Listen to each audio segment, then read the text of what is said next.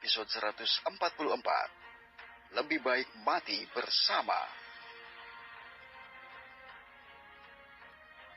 Kilatan cepat melintas saat kepala binatang iblis itu jatuh dari tubuhnya.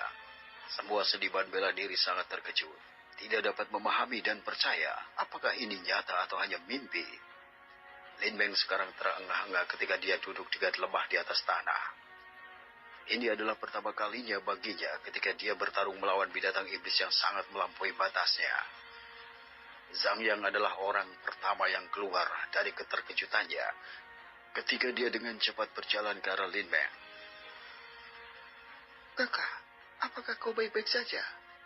Zhang Yang mulai melihat luka di tubuh Lin Beng dan langsung bertanya. Lin Beng tidak menanggapinya saat mencoba memulihkan nafasnya. Dalam sekejap, dia mengerutkan kening dan kemudian sedikit senyum muncul padanya saat dia mengangguk lemah. Zhang Yang melihat ini dan merasa aneh. "Aku baik-baik saja." Lin Beng membuka matanya dan berkata kepada Zhang Yang, "Kita harus pergi ke tempat keluarga Wang dan keluarga Xin berada. Bagaimanapun, mereka bisa dalam bahaya sekarang." Zhang Yang perlahan mengangguk pada apa yang dikatakan Lin Beng, masih berusaha mengatasi keterkejutannya. Zhang Yang lalu pergi untuk memberitahu beberapa orang tentang apa yang dikatakan Lin Beng. Sedangkan Lin Beng sementara waktu meminum pil pemulihan untuk memulihkan beberapa luka ringan di tubuhnya. Semua orang memandang Lin Beng dengan takjub dan kagum, dan melihat es yang menutupi hampir seluruh area pertempuran. Semua orang berpikir bahwa Lin Beng benar-benar adalah Dewi Es karena bisa mengeluarkan kekuatan es. Di area klan Wang dan klan Xin berada melawan binatang iblis. Binatang iblis yang akan menyerang meraung keras, benar-benar menakuti semua orang di area itu. Mereka semua merasa kedinginan saat raungan itu memasuki telinga mereka, membuat mereka gemetar. Rasa takut menguasai semua orang di tempat itu. Wang Shu, serta Wang Heng, dan Xin Niu, dan 3 ahli tingkat kaisar lainnya yang terkuat di tempat itu, benar-benar terluka dan tidak tahan lagi. Semua kekuatan mereka benar-benar terkuras saat mereka mencoba melenyapkan gerombolan iblis sebelumnya. Binatang iblis mulai perlahan mendekati kelompok Xintian dan Lingyan, benar-benar menakuti orang-orang di dekatnya. Dalam sekejap, binatang itu tiba-tiba berubah arah dan mulai membunuh sekelompok besar seniman bela diri yang berlari putus asa yang juga dekat dengannya. Kecepatannya mengejutkan semua orang ketika dengan cepat mencapai orang itu dan membunuh mereka secara instan. Beberapa seniman bela diri yang berada di tingkat raja sayangnya meninggal seketika. Orang-orang terakhir yang bergabung dengan kelompok Lingyan dan Xintian benar-benar ketakutan. Mereka sekarang berada lebih dekat dengan binatang iblis itu. "Kita harus melawannya. Penguasa kota maupun para tetua lainnya tidak dapat melanjutkan pertarungan ini." Lingyan berteriak dengan suara yang sedikit gemetar, tetapi dengan gagah berani, tidak ragu-ragu untuk berlari menyerang. Jika mereka lari, binatang iblis itu akan membunuh semua orang di dekatnya atau mengejar mereka. Itu hanya akan memperpanjang penderitaan mereka.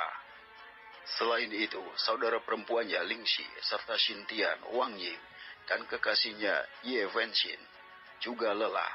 Dia tidak bisa meninggalkan mereka. Xintian juga merasakan hal yang sama, tidak ragu-ragu untuk meninggalkan orang-orang yang dia kenal. Mereka berdua tidak ragu untuk melindungi orang-orang yang tersisa, karena mereka semua sudah lelah. Namun, orang-orang yang mereka lindungi tidak menanggapi permintaan Lingyan dengan serius dan melarikan diri, hanya menyisakan 10 orang di tempat itu. 8 pria melarikan diri, diikuti oleh 2 wanita lainnya. Mereka berlari secepat yang mereka bisa tanpa berbalik. Lingyan dan Xintian sedikit kecewa, tetapi kemudian mereka juga memahami hal itu di sisi lain. Dalam menghadapi kematian yang akan segera terjadi, masing-masing akan mencari kelangsungan hidup mereka sendiri. Tidak mengherankan jika semua orang meninggalkan mereka, bahkan orang-orang yang dekat dengan mereka. "Adik Yu, bawa adikku dan lari dari sini. Xintian dan aku akan menghadapi binatang iblis ini." Lingyan memerintahkan mereka untuk pergi saat mereka melihat binatang iblis itu dengan cepat mendekati mereka. Dia ingin Lingxi dan Ye Wenxin selamat. Xintian mengangguk pada apa yang dikatakan Lingyan tanpa ragu-ragu saat dia berbalik untuk melihat Wang Yin juga. Wang Yin, jika kau tidak bisa bertarung lagi, kau bisa pergi dengan adik Shi dan yang lainnya. Kami akan mencoba menahan binatang iblis ini. Wang Ying mulai bergaul dengan Xintian dan Ling Yan akhir-akhir ini, jadi dia boleh memahami mereka.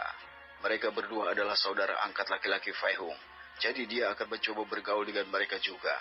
Namun, dia masih mengabaikan pria lain yang mendekatinya selain mereka. Wang Yin berdiri dengan berat hati saat dia akan bersiap pergi.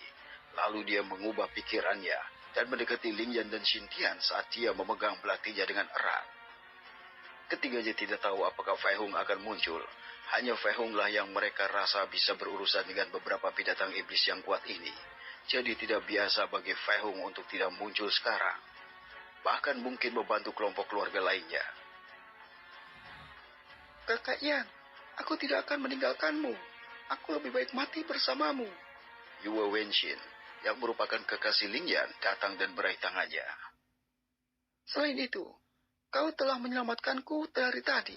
Aku tidak akan meninggalkanmu sekarang. Kau bahkan menyelamatkan saudara perempuanku. Kedua wanita di belakang Yue Wenxin mengangguk tanpa ragu pada apa yang dia katakan. Menatap Ling Yan dengan penuh keyakinan. Mereka hampir mati jika bukan karena Ling Yan yang membantu mereka sejak tadi. Ling Yan tergerak untuk mendengar kata-kata Yue Wenxin. Dia benar-benar memiliki seorang wanita yang mencintainya, dan lebih baik mati di sampingnya daripada melarikan diri. Setiap pria akan merasakan cinta yang luar biasa untuk seseorang yang mencintai mereka secara setara. Demikian pula, tepat ketika Xintian ingin berbicara, seorang wanita di belakangnya mendatanginya dan meraih tangannya juga. Aku juga tidak akan meninggalkanmu. Kakak Tian juga telah menyelamatkanku. Selain itu, aku akan mati. Aku lebih baik mati dengan pria yang kucintai. Xier. Xintian bergumam saat melihat ekspresi tekad Yushi dan roda merah di wajahnya yang pucat dan lelah. Ini adalah wanita yang disukainya dan mulai berhubungan lebih dekat akhir-akhir ini. Meskipun mata Yushi menunjukkan ketakutan, orang masih bisa melihat ekspresi tekad tanpa jejak kepalsuan di wajahnya. Dia serius untuk tidak meninggalkan mereka juga. Rona merah menutupi wajahnya karena pada saat ini dia mengungkapkan perasaannya. Tuan Muda menyelamatkan kita. Jadi, kita tidak bisa meninggalkan orang jahat dan meninggalkannya pada saat dibutuhkan. Kami dan kakak Xier juga tidak akan melarikan diri